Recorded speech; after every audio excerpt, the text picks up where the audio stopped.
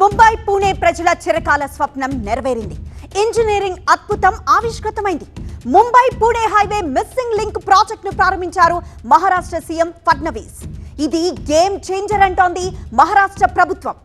Mumbai Pune highway missing link project పూర్తిగా అందమైన సహ్యాద్రి పర్వత శ్రేణుల మధ్య నిర్మించిన Mumbai Pune highway missing link project పూర్తయింది. ప్రయాణికులకు అందుబాటులోకి వచ్చింది. ప్రపంచంలో వెడల్పైన టన్నెల్ నిర్మాణంతో ఇది సాధ్యమైంది. 22.33 మీటర్ల వెడల్పైన టన్నెల్ను చాలా ప్రతిష్టాత్మకంగా నిర్మించారు. ఈ టన్నెల్ గిన్నెస్ రికార్డును నమోదు చేసుకుంది. నవయుగ ఇంజనీరింగ్ సంస్థ ఈ ప్రాజెక్టును నిర్మించింది.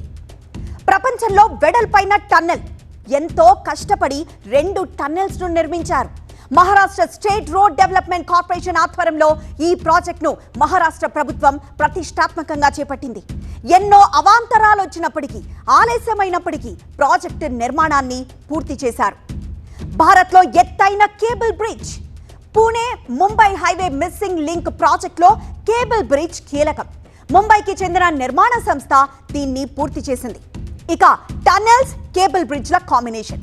ఒకవైపు 2 టన్నెల్స్ నుంచి బయటికి రాగానే కేబుల్ వంతెనపై ప్రయాణం మంచి అనుభూతిని కల్పిస్తుంది. ఇక కాలాపూర్ లోనావాలా మధ్య నిర్మాణం. కాలాపూర్ నుంచి లోనావాలాను కలుపుతూ Mumbai Pune highway missing link ప్రాజెక్టును చేపట్టారు. వన్యప్రాణి సంరక్షణ కేంద్రం కూడా ఇక్కడే ఉండడంతో ఎన్నో జాగ్రత్తలు తీసుకున్నారు. వన్యప్రాణులు టన్నెల్స్ లోకి ప్రవేశించకుండా తగిన జాగ్రత్తలు తీసుకున్నారు. 6,695 కోట్లతో ప్రాజెక్ట్ నిర్మాణం. Mumbai Pune highway missing link project వ్యయం 6,695 కోట్లు. అంచనాలు పెరగడంతో ప్రాజెక్టు వ్యయం కూడా పెరిగింది. ముంబై పూణే ఎక్స్ప్రెస్ హైవేలో ఇది కీలక భాగం. ఇక ముంబై పూణే మధ్య అరగంట తగ్గనున్న ప్రయాణ సమయం. టన్నెల్స్ ను ప్రారంభించడంతో ముంబై పూణే మధ్య ప్రయాణ సమయం అరగంట పాటు తగ్గుతుంది. ప్రజలకు ట్రాఫిక్ సమస్యలు కూడా తగ్గిపోతాయి. ఇక టన్నెల్ ప్రారంభోత్సవానికి మహారాష్ట్ర సీఎం ఫడ్నవీస్ తో పాటు డిప్యూటీ సీఎం షిండే హాజరయ్యారు. గత ప్రభుత్వాలు ఈ ప్రాజెక్టును నిర్లక్ష్యం చేశాయని, ఎంతో పట్టుదలతో ఈ ప్రాజెక్టు నిర్మాణాన్ని పూర్తి చేసినట్లు షిండే తెలిపారు.